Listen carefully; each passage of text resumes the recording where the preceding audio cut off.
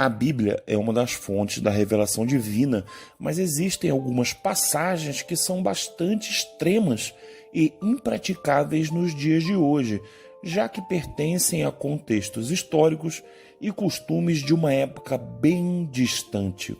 Já outras simplesmente parecem não fazer nenhum sentido, modernamente falando, não podendo ser levadas jamais a ferro e fogo. Duvida? Fica com a gente até o fim do vídeo que você vai acabar concordando, principalmente com a última, que vai te deixar de cabelo em pé. Mas antes já deixa seu like e sem mais demora, vamos para o vídeo. Mulheres suspeitas de adultério têm que beber água suja. No capítulo 5, do versículo 12 ao 19 e também no 31, no livro de Números, lemos que se o marido suspeitar da traição da esposa e não tiver provas de que ela se deitou com outro homem, a mulher deve ser levada a um sacerdote, que pegará um pouco de água sagrada, colocará essa água em um jarro de barro e a misturará com um pouco de pó do chão do tabernáculo. Depois ele fará a mulher jurar que nunca traiu seu esposo e que nunca foi fiel nem impura enquanto casada. Logo depois, ela beberá a água e, assim, ao beber a água suja que contém a maldição, se estiver falando realmente a verdade, o líquido não a fará mal. Algumas pessoas pensavam que isso levaria ao aborto, ou no mínimo, obrigaria a mulher a confessar a traição. Não comam gordura. Levítico, 3º capítulo, versículo 17. Este é um decreto perpétuo para suas gerações, onde quer que vivam, não comam gordura alguma, nem sangue algum. Há inúmeras interpretações para esse versículo. Uma delas diz que isso significa que não se pode comer gordura de um animal destinado ao sacrifício ritual. Outra, que o édito era para a abnegação e mortificação de apetites, mesmo das coisas que desejamos muito. Não se pode matar um ladrão em plena luz do dia. Se o ladrão que for pego arrombando for ferido e morrer, quem o feriu não será culpado de homicídio. O ladrão terá que restituir o que roubou, mas se não tiver nada, será vendido como escravo para pagar o roubo. Mas se isso acontecer depois do nascer do sol, a pessoa que tirou a vida do ladrão será culpada de homicídio. Os versículos 2 e 3 do capítulo 22 do livro de Êxodo querem dizer que tirar a vida de um ladrão à noite é um provável ato de autodefesa, mas fazer isso durante o dia é uma oportunidade perdida para ensinar o ladrão. Também existe o fato de que os arrombamentos noturnos implicavam em uma provável intenção assassina e, portanto, fazer a chamada justiça com as próprias mãos neste caso, e somente neste caso, era aceitável. Não diga o nome de outros deuses. O versículo 13 do 23º capítulo de Êxodo alerta para que tenham cuidado de fazer tudo o que ordenei a vocês. Não invoquem o nome de outros deuses. Não se ouçam tais nomes dos seus lábios. O significado desse versículo não tem muito mistério, é bastante literal.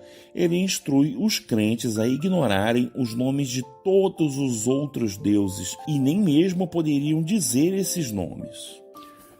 Corte a mão de sua esposa se ela esbarrar nas genitais de seu inimigo para te proteger.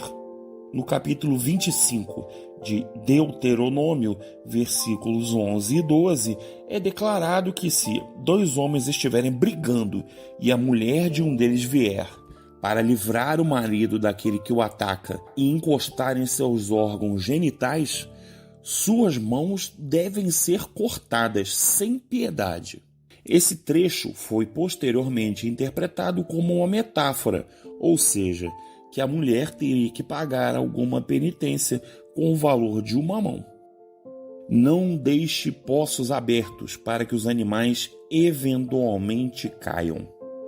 Uma regra curiosa que se encontra no 21º capítulo do livro de Êxodo, versículos 33 e 34, diz que se alguém abrir ou deixar aberta uma cisterna, não tendo cuidado de tampá-la e um jumento ou um boi nela cair, o dono da cisterna terá que pagar o prejuízo, indenizando o dono do animal.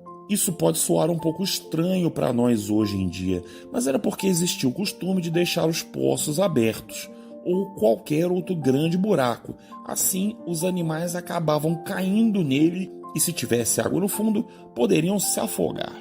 Se o teu olho escandalizar, arranca-o e atira para longe. Mateus capítulo 5, versículos 28 e 29. Essa metáfora explica que é preciso controlar nossa vida antes do ato se consumar. Cristo está usando uma metáfora, não para pedir que mutilemos nosso corpo, mas para que controlemos o pensamento. Arrancar o olho ou cortar a mão são expressões para as pessoas guardarem-se do mal, praticarem a autonegação cristã e domínio próprio.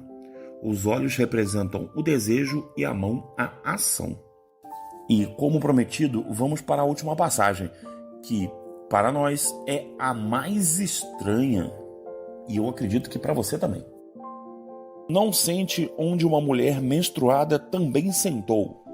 No livro de Levítico, capítulo 15, versículos 19, 20 e 21, está escrito que, quando uma mulher tiver fluxo de sangue que sai do corpo, a impureza de sua menstruação durará 7 dias, e quem nela tocar ficará impuro. E tudo sobre o que ela se deitar durante a sua menstruação ficará impuro. Assim, a pessoa que se sentar neste local também ficará impuro. Isso significa literalmente que as pessoas não deviam se sentar no mesmo lugar que uma mulher sentou quando estava menstruada, porque uma mulher nesse período era considerada impura. E aí, você já conhecia essas passagens bíblicas um tanto quanto diferentes do que a gente pensa hoje? Deixa aqui nos comentários pra gente saber. Obrigado por você ter vindo até aqui. Abraço e fica com Deus. Não esquece de deixar seu like e um comentário e compartilhar esse vídeo. Abraço.